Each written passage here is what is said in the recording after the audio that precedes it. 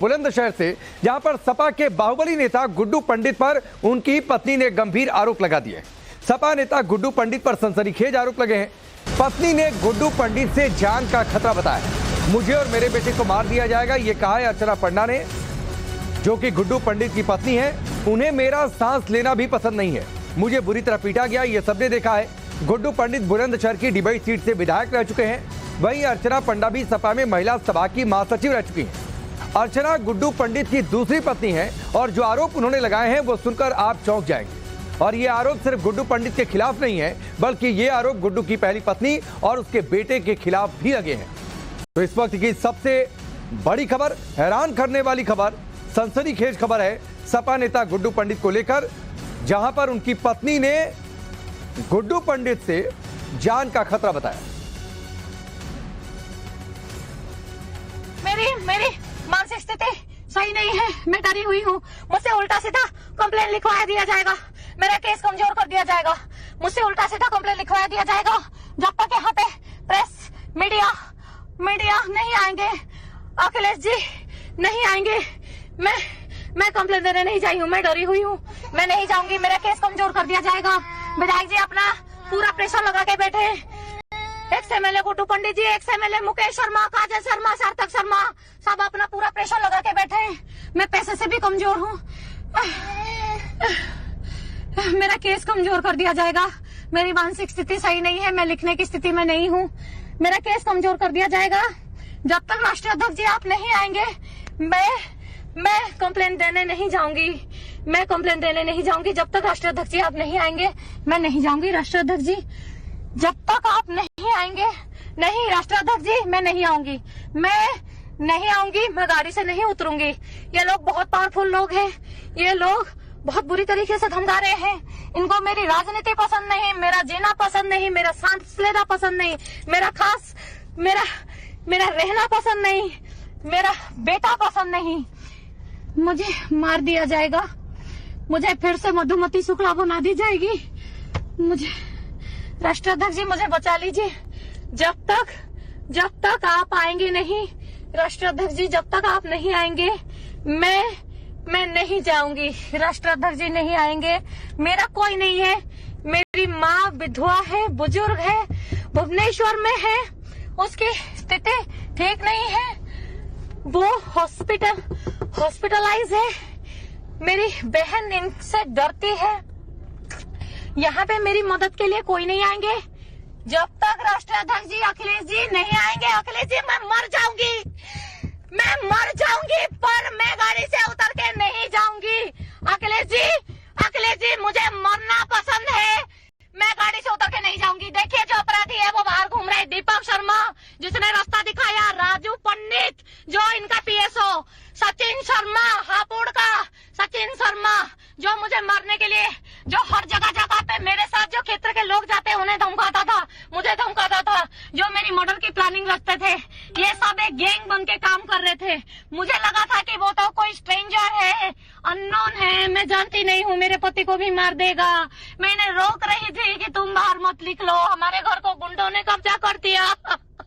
और मुझे नहीं पता था, जिसका हाथ पकड़ के मैं आई, आज वो मेरे और मेरे बेटे को मारने का षड्यंत्र बना लिया।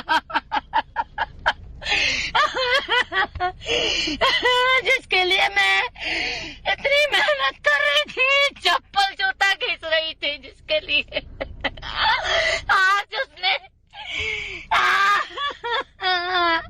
उसी का किया हुआ ये षड्यंत्र है।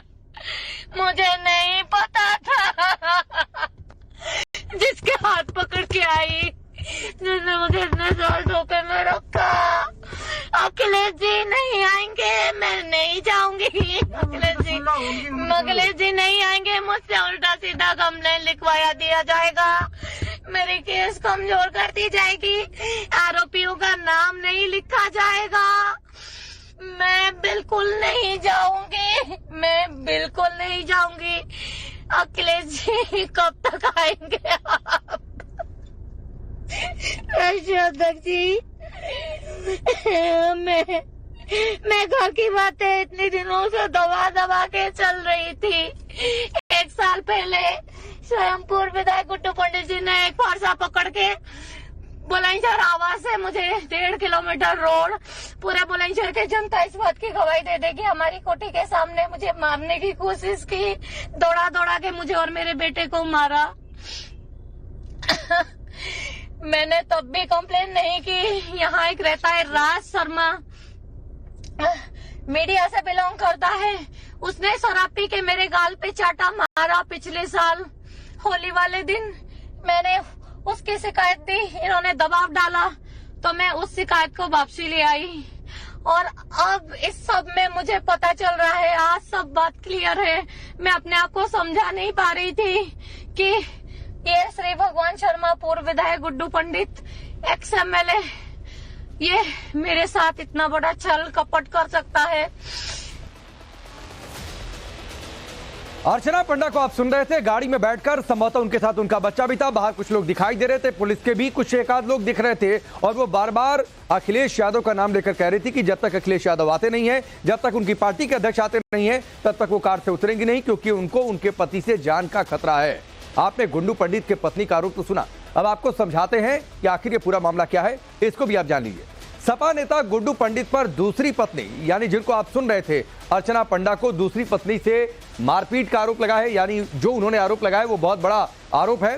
सपा नेता गुड्डू पंडित पर यह आरोप है, मुझे और मेरे 7 साल के बेटे को जान से मारने की साजिश हो रही है। ये कहा है अर्चना पंडा ने, अपनी गाड़ी में बैठकर एक वीडियो बनाया था। बुलंदशहर में गुड्डू पंडित की कोठी में बेटे के साथ अर्चना रहती हैं और इस बात का भी वो इस वीडियो में जिक्र कर रही थी कि इस कोठी से बाहर निकालकर भी उनके साथ मारपीट की गई है। एसएसपी दफ्तर के बाहर फेसबुक लाइव कर ये आरोप लगाया है। यानी ये सब कुछ जब वो एसएसपी दफ्तर के बाहर थी, गाड़ी में बैठकर एक सोशल मीडिया फेसबुक पर उन्होंने लाइव किया, तो ये पूरा मामला तब जाकर सामने आया। और इस वीडियो में बार बार उन्होंने कहा कि कोठी में मेरे कमरे में घुसकर मेरे साथ मारपीट की गई है, अभद्रता की गई है, गुड्डू पंडित के कहने पर मुझे जान से मारने की धमकी दी गई है, कोठी में मेरे कमरे में घुसकर मेरे साथ मारपीट और अभद्रता की गई है। गुड्डू की पहली पत्नी काजल और उसके बेटे सार्थक के खिलाफ भी तहरीर है, उस पर भी आरोप इन्होंने लगाए हैं। गुड्डू पंडित के बेटे और उसके दोस्त पर भी मारपीट का आरोप लगाया है अर्चना पंडा ने, जो कि गुड्डू पंडित की दूसरी पत्नी है। पुलिस ने फिलहाल इस पूरे मामले में केस दर्ज कर लिया है। गुड्डू पंडित के बेटे को हिरासत में भी लिया गया है। गुड्डू पंडित की सफाई यह है कि गलतफहमी से पारिवारिक की बात पैदा हो गया।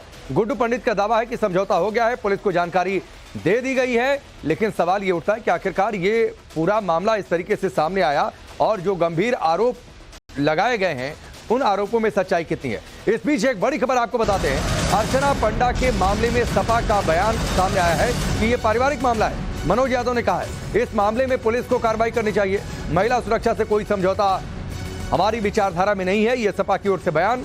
मनोज यादव समाजवादी पार्टी के नेता, उन्होंने यह बयान दिया है कि इस मामले में जो भी उचित कार्रवाई होनी चाहिए वो पुलिस को करनी चाहिए। सुनिए। देखिए, निश्चित तौर पे हस्बैंड वाइफ के तमाम बातों पे तमाम तरह के मतभेद होते हैं, झगड़े होते रहते हैं, उस पर समाजवादी पार्टी क्या करे। लेकिन निश्चित तौर पे अगर वो प्रशासन के पास गई, एसपीडीएम के पास गई हैं, तो ये एसपीडीएम की जिम्मेदारी बनती कि उनकी मदद करें। समाजवादी पार्टी किसी ऐसे पारिवारिक झगड़े के बीच में नहीं पड़ना चाहती, लेकिन अगर किसी की जान को खतरा है तो उसकी मदद प्रशासनिक रूप से उन लोगों को करनी चाहिए। समाजवादी पार्टी अपील करती है एसपीडीएम से भी कि उनकी मदद की जाए।